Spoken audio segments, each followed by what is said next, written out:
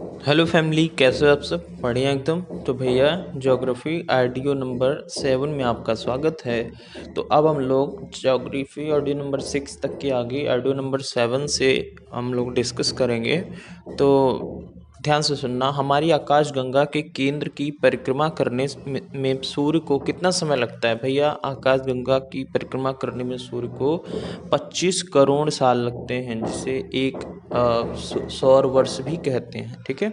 सूर्य की ऊर्जा जिस या किस क्रिया से उत्पन्न होती है? नाभिकीय संलयन। अभी हम लोग डिस्कस किए थे कि 2 हाइड्रोजन एक He में होता है, तो वही नाभिकीय संलयन होता है। ठीक है। Nuclear fission.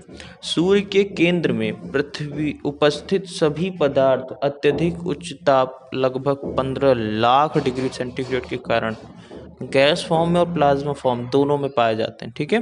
उसके बाद अगर हम लोग आगे देखते हैं तो बात ऐसी कुछ है कि सूर्य से सबसे निकट प्रेजेंट जो तारा है प्रॉक्सिमा सेंचुरी से कितना दूर है? तो सूर्य से सबसे निकट स्थित तारे प्रॉक्सिमा सेंचुरी की दूरी जो है वो केवल 4.24 लाइट ईयर है। कितना है?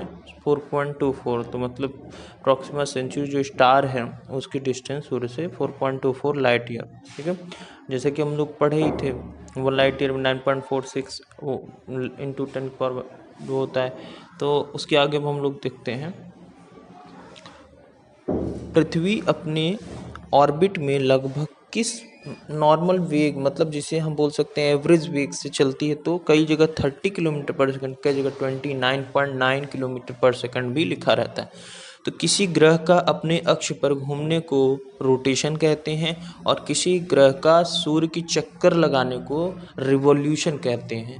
दिन रात किस कारण से होता है? क्योंकि पृथ्वी अपनी एक्सिस पर घूम भी रही है, इस कारण से होता है। और प्लैनेट क्या है? वे अप्रकाशहीन पिंड जो सूर्य के प्रकाश से प्रकाशित होते हैं। अगर कोई कह दे कि प्लैनेट क्या है, मतलब वो नॉन ल्यूमिनस ऑब्जेक्ट है, मतलब उनमें से लाइट नहीं निकलेगी, वही है आपके प्लैनेट। ठीक है। तो पृथ्वी या मतलब अर्थ किन ग्रहों के मध्य स्थित है? तो ये तो हम पढ़े ही हैं। बुध है, शुक्र है, फिर पृथ्वी है, फिर मंगल है। तो शुक्र और मंगल के बीच में। अब अगर कोई कहे, वैसे ये बात मैंने डिस्कस किया पहले भी, तो जल्दी से ही देखेंगे, तो ध्यान से देखना। साइज के अगर अकॉर्डिंग कोई कहे कि आप सबसे बड़ा कौन है, फिर उससे छोटा, फिर उससे छोटा, तो अगर डिसेंडिंग ऑर्डर कहेगा तो सबसे बड़ा है बृहस्पति और सबसे छोटा है बुध। ठीक है। तो अगर कोई साइज के अकॉर्डिंग कहेगा तो सबसे बड़ा है बृहस्पति और सबसे छोटा है बुध। ठीक है। आकार मतलब साइज और मास के अनुसार सबसे बड़ा बृहस्पति और सबसे छोटा ग्रह बुध है। ये दोनों मतलब साइज और मास दोनों में ये दोनों है। ठीक है। और अगर ऑर्डर आप पूछेंगे तो भैया ऑर्डर ऐसा है कि सबसे पहले बृहस्पति, फिर शनि, फिर अरुण, फिर वरुण, फिर पृथ्वी, फिर शुक्र, फिर मंगल, फिर बुध। तो बृहस्पति और फिर शनि सबसे बड़ा, फिर अरुण, फिर वरुण और फिर पृथ्वी और फिर शुक्र और फिर मंगल और सबसे लास्ट में बुध। और क्योंकि सन के बहुत पास में अब आगे अगर हम डेंसिटी की बात करेंगे तो शनि का डेंसिटी सबसे कम होता है और पृथ्वी की डेंसिटी सबसे ज़्यादा है, क्योंकि यहाँ लोग रहते हैं। तो पृथ्वी सबसे ज़्यादा, फिर बुध, फिर शुक्र, फिर मंगल, फिर वरुण, फिर बृहस्पति, फिर अरुण, फिर शनि। ठीक है। और अगर कोई कहे कि आंतरिक या पार्थिव, जिसे टेरेस्ट्रियल या अधिवासी ग्रह कहते हैं, ये कौन कौन है? तो बुध हैं, शुक्र हैं, पृथ्वी है, मंगल है। ये टेरेस्ट्रियल या अधिवासी ग्रह कहलाते हैं, यहाँ लोग रह सकते हैं। अब अगर कोई कहे बाह्य या बृहस्पति, जिसे जेवियन ग्रह कहते हैं, ये कौन कौन है? तो ये है बृहस्पति, शनि, अरुण, वरुण। जेवियन ग्रह कौन कौन है? बृहस्पति, शनि, अरुण, वरुण। और आपका टेरेस्ट्रियल ग्रह या अधिवासी ग्रह कौन कौन है? बुध, शुक्र, पृथ्वी और मंगल। अब सूर्य से दूरी तो बुध, शुक्र, पृथ्वी, मंगल, बृहस्पति, शनि, अरुण, वरुण। सूर्य के सबसे पहले कौन है? ग्रह बुध है और सबसे दूर वरुण है। सूर्य के परितः परिक्रमण वेग के अनुसार, मतलब अगर कोई कह दे कि सन का रिवॉल्यूशन सबसे तेज कौन करता है, तो हम लोगों ने इसको डिस्कस किया था, बुध। और सबसे आपका सबसे मतलब तेज कौन करता है? तो सबसे तेज करता है वरुण और सबसे धीरे कौन करता है? और सबसे धीरे करता है बुध। याद रखना इसको। ठीक है। तो सबसे धीरे तो बुध का परिक्रमण वेग सबसे धीरे है और वरुण का परिक्रमण वेग सबसे तेज है। तो सबसे अगर तेज की बात करेंगे तो वरुण, फिर अरुण, फिर शनि, फिर बृहस्पति, फिर मंगल, फिर पृथ्वी और फिर शुक्र, और सबसे धीरे करता है बुध। तो आगे बढ़ते हैं हम लोग। अगर कोई कहे परिभ्रमण वेग, परिभ्रमण वेग मतलब खुद जो मूव करती हैं अपनी एक्सिस पर, तो सबसे तेज अपनी एक्सिस पर कोई घूमता है, याद रखना, तो वो हमारा परिभ्रमण मतलब खुद पर रोटेशन उनका, तो सबसे ज़्यादा तेज अपनी एक्सिस पर घूमता है बृहस्पति, फिर उसके बाद शनि, फिर उसके बाद अरुण, फिर वरुण, फिर पृथ्वी। बृहस्पति 10 ही घंटे में घूम लेता है और पृथ्वी 24 घंटे में, फिर मंगल, फिर बुध, फिर शुक्र। हमारा जो ये सौर मंडल है जिसमें ग्रह हैं, प्लैनेट, अपने प्लैनेट्स हैं और अपना सोलर सन है, हमारे सौर मंडल का 99.86% मास सूर्य में निहित है भैया, मतलब 99.86% सूर्य में निहित है, याद रखना इस बात को। अब अगर कोई आपसे कहे कि पृथ्वी से संबंधित कुछ बातें बताओ तो आप क्या कहोगे? वैसे बातें ऑडियो लाइब्रेरी 5, 4, 6 ये सब में डिस्कस है, बट फिर से देख लेते हैं। तो अगर कोई साइज की बात करेगा तो जियोड है, अपनी पृथ्वी कैसी है? जियोड, याद रखना, अपनी पृथ्वी कैसी है? जियोड। और अगर कोई कहे अक्ष ध्रुवीय व्यास, मतलब कि अगर कोई कहे अक्ष ध्रुवीय मतलब हॉरिजॉन्टल डायमीटर क्या है? 12,714 किलोमीटर। और अगर कोई कहे भूमध्य, भूमध्य मतलब वर्टिकल, वर्टिकल डायमीटर कोई कहे तो भूमध्य रेखीय व्यास 12,756, मतलब वो ऐसे ज़्यादा है वर्टिकली और हॉरिजॉन्टली कम, इसीलिए तो जियोड की तरह है, गोला सा थोड़ी है। अब देखो आगे, अगर कोई कहे कि ध्रुवीय परिधि मतलब घेरा, हमारी अर्थ पर घेराव कितना है? तो 40,008 किलोमीटर का घेराव है, ठीक है, उतने मिट्टी है और पानी। अब अगर कोई कहे कि विषुव रेखी मतलब ये ध्रुवीय मतलब का आपका वर्टिकल घेराव था, और अगर कोई हॉरिजॉन्टल कहेगा तो 40,075, ठीक है। और अगर कोई कहे इस अर्थ का मास कितना है, तो इसका मास है 5.97 इंटू 10⁻24 kg। कितना? 5.97 इंटू 10⁻24 kg। अगर कोई कहे कि पृथ्वी पर कितना % जल है, तो 71%। और मिट्टी कितनी है, मतलब स्थलीय भाग 29%।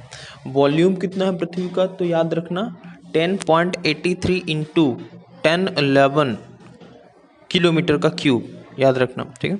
और एवरेज डेंसिटी अर्थ की कितनी है, तो 5.52, पानी के डेंसिटी के अकॉर्डिंग देखा गया तो 5.52, ठीक है, एवरेज। और पृथ्वी की अनुमानित आयु 4.6 बिलियन ईयर, बिलियन, ठीक है। और जो अपनी क्षेत्रफल अर्थ पर है कितने किलोमीटर है, मतलब जिसमें हम रहते हैं ह्यूमन बीइंग, तो वो 51.1 करोड़ किलोमीटर स्क्वायर। कितना? 51.1 करोड़ वर्ग किलोमीटर स्क्वायर। अब अगर हम कहें कि जो परिभ्रमण अर्थ का है, तो वो मतलब अर्थ अपना खुद का रोटेशन कितने घंटे में करती है? 23 घंटे 56 मिनट 4 सेकंड। हम जनरली 24 बोल देते हैं, पर 23 घंटे 56 मिनट 4 सेकंड में ही करती है। और यही जब 4 साल होता है, और यही आपका 3 साल जो समय जो 23 घंटे 56 मिनट 4 सेकंड है, 56 मिनट 4 सेकंड पूरा साल भर, और ऐसे ही 3 साल तक चलता है, तो चौथा साल लीप ईयर कहा जाता है, ठीक है। और अपने अर्थ के बारे में हमने देखा रोटेशन। अब रिवॉल्यूशन तो 365 डेज, और यही देखो 5 घंटे 48 मिनट और 46 सेकंड, तो अभी जो मैंने बताया, तो इसीलिए लीप ईयर आ जाता है, ठीक है। अब अगर कोई क्या मतलब कितनी स्पीड में, तो अभी हम लोग डिस्कस किए थे 29.9, 29.8 या 30 किलोमीटर पर सेकंड, ठीक है। अब अगर कोई कहे कि आपका जो अर्थ है वो जो आपका रिवॉल्व करती है उस रास्ते को, वो 365 दिन में जो एक पूरा का पूरा सन का रिवॉल्व करती है, वो डिस्टेंस कितना है, तो वो है, याद रखना, 96 करोड़ किलोमीटर। कितना? 96 करोड़ किलोमीटर। आगे बढ़ें। आगे ऐसा है कि जैसे अगर कोई कहे कि अर्थ और सूर्य के बीच की डिस्टेंस क्या है, तो 14.70 मतलब 14.70 करोड़ किलोमीटर। और सूर्य से अधिकतम दूरी अर्थ की कितनी है, मतलब मैक्सिमम 15.21 करोड़ किलोमीटर, ठीक है। सूर्य से माध्य दूरी मतलब एवरेज डिस्टेंस की बात करें, मतलब हर जगह बॉडी से टच करके, तो एवरेज है 14.96 करोड़ किलोमीटर। अब सूर्य से पृथ्वी तक प्रकाश पहुंचने में 8 मिनट 16 सेकंड लगता है। चंद्रमा से दूरी पृथ्वी की है 3,84,000 किलोमीटर। समुद्र तल से स्थल की सर्वाधिक ऊंचाई 8,08,848.86 मीटर माउंट एवरेस्ट की है। मतलब एक तरह से समुद्र की स्थल जहाँ पर सबसे गहरा समुद्र होगा वहाँ से, और अगर हाईएस्ट ऊंचाई की बात करोगे उसके बाद चलो समुद्र तल से सागर की, याद रखना समुद्र तल से सागर की सर्वाधिक गहराई 11,033 मीटर है, जो कि मैरियाना की ट्रेंच में है। आकाश में कितने तारामंडल हैं? तो याद रखना अपने आकाश में जो ग्रुप में स्टार्स होते हैं उसे तारामंडल कहते हैं। वो हैं टोटल के टोटल आपके 88। कितने हैं? 88। ठीक है। अब अगर कोई कहे बृहस्पति तथा शनि पर कौन सी प्रमुख गैसें पाई जाती हैं, तो बृहस्पति तथा शनि पर हाइड्रोजन, हीलियम और मीथेन, ये तीनों मुख्यतः पाई जाती हैं। ठीक है। और अगर कोई कहे कि हीरक वलय या डायमंड रिंग का दृश्य कब हम देखते हैं, डायमंड की तरह कब बना रहता है, जब पूर्णतः सूर्य ग्रहण के समय सूर्य की जो परिधि होती है उसी को आप बोल सकते हैं हीरक वलय, जो कि उससे जो भी रेज निकलती कोरोना, वही हम कहते हैं। ठीक है। यदि सूर्य और पृथ्वी के मध्य की दूरी 1/4 कम हो जाए तो हमारे वर्ष की अवधि कम हो जाने की सबसे अधिक संभावना होगी। अब याद रखना कि नॉर्थ पोल की खोज रॉबर्ट पियर ने की थी और साउथ पोल की खोज एमुंडसेन ने की थी। ठीक है। वे दो ग्रह जिनके कोई सैटेलाइट नहीं है, तो बुध और शुक्र, भाई इनका खा जाएगा पहले ही सन के पास। जब दिन और रात की अवधि बराबर हो जाती तो सूर्य की किरण उस स्थान पर कैसी पड़ती है? सीधी पड़ती। ठीक है। और जब नहीं तो मतलब वो हल्का बेंड है तो तभी वहाँ ठंडी आ जाती है। ठीक है। हेल बॉब तथा हैली क्या है? ये पुच्छल तारा जिसे कॉमेट कहते हैं। मतलब ये पीछे पूंछ की तरह रहेगा और ये अटैक मतलब ये भी एक तरह रोटेट ही करता है। अब अगर कुछ हम कहें ना, जो हमारे प्लैनेट्स हैं उनसे संबंधित कुछ इम्पॉर्टेंट पॉइंट्स हैं, मतलब जितने भी हमारे 7 प्लैनेट हैं, आपका बुध, शुक्र, पृथ्वी, मंगल, बृहस्पति, शनि, अरुण, वरुण, 8 प्लैनेट जो हैं आपके सीरियल से मैंने बताया। तो उनमें कुछ मतलब ऐसे मतलब वन वर्ड क्वेश्चन है, उनको ध्यान से सुनना। सबसे पहले सूर्य से पास में ग्रह कौन सा है? तो बुध। और सबसे पहले पृथ्वी से कौन सा सबसे निकटतम ग्रह कौन सा है? सबसे पास में कौन है? शुक्र, पृथ्वी से। ठीक है। और उसके बाद सबसे कर्म शुक्र, क्योंकि पृथ्वी के पास में भी है और यहाँ पर ना क्या होता है, ये गैस CO2 को बाहर नहीं जाने देता, इसलिए टेम्परेचर रात बहुत ज़्यादा हो जाता है। दिन में तो नॉर्मल होता है लेकिन रात। सूर्य से सर्वाधिक दूर स्थित ग्रह तो वरुण है, और सबसे बड़ा ग्रह बृहस्पति है, सबसे छोटा ग्रह बुध है, और सबसे ज़्यादा डेंसिटी रखने वाली ग्रह पृथ्वी मैया है हम लोग की, क्योंकि हम लोग को जिंदा रखी हैं। और सबसे चमकीला शुक्र है। लाल ग्रह मंगल को हम बोलते हैं क्योंकि वहाँ पर जो ये गैसेस पाई जाती हैं, फेरस पाया जाता है, आयरन पाया जाता है। और मॉर्निंग स्टार जिसे भोर का तारा शुक्र को बोलते हैं, पृथ्वी की भागनी शुक्र को बोलते हैं, शाम का तारा शुक्र को बोलते हैं, पृथ्वी का जोड़ा शुक्र को बोलते हैं, छल्ले वाला ग्रह या वलय युक्त, तो ये सब हैं। ये 4 ग्रह वैसे हैं, बृहस्पति, शनि, अरुण व वरुण। और सबसे लंबे समय वाला ग्रह वरुण है, सबसे लंबा वर्ष जिसका, मतलब भैया ये सन का रिवॉल्यूशन सबसे धीरे करता है, तो ये कौन है? वरुण। ठीक है। और सबसे छोटे वर्ष वाला, मतलब जो बहुत तेजी से रिवॉल्व कर लेता है वही सबसे छोटा वर्ष वाला होगा, वो बुध है। और सर्वाधिक तापांतर वाला ग्रह सबसे ज़्यादा जिसमें टेम्परेचर का डिफरेंस होता है, मतलब सुबह कुछ और शाम को रात कुछ और हो जाए एकदम से उल्टा, तो वो जो डिफरेंस होता है वो बात चल रही है। तो सबसे टेम्परेचर का डिफरेंस वाला ग्रह बुध है, और सबसे उपग्रहों वाला ग्रह बृहस्पति है। मतलब जहाँ पर सबसे ज़्यादा उपग्रह है वो कहाँ पर है? बृहस्पति में। हरे रंग का दिखाई देने वाला ग्रह अरुण है, और धुरी पर सर्वाधिक तीव्र सबसे तेज अपनी एक्सिस पर कौन घूमता है? बृहस्पति। बताया था 10 घंटे में ही घूम लेता है, अपना रोटेशन कंप्लीट कर लेता है। सबसे धीरे शुक्र और समान, मतलब कि जितनी देर में वो अपना रोटेशन करता है उतनी देर में वो रिवॉल्यूशन भी कर जाता है। वो कौन है आपका? वो है आपका शुक्र। पृथ्वी के समान अवधि के दिन वाला ग्रह मंगल है, क्योंकि यहाँ भी उतना ही दिन होता है, और पृथ्वी के समान उसकी अक्षीय झुकाव वाला ग्रह भी मंगल है, उतनी ही एक्सिस पर वो भी झुका हुआ है, और पृथ्वी के समान रिवॉल्यूशन भी ये मंगल पर करता है। ठीक है, और आगे बढ़ें तो पूर्व से पश्चिम की ओर कौन सा ग्रह चलता है? दो थे, 2 नंबर ही, एक तो शुक्र और एक उल्टा से अरुण। बाकी सब कैसे चलते हैं? पूरब से पश्चिम।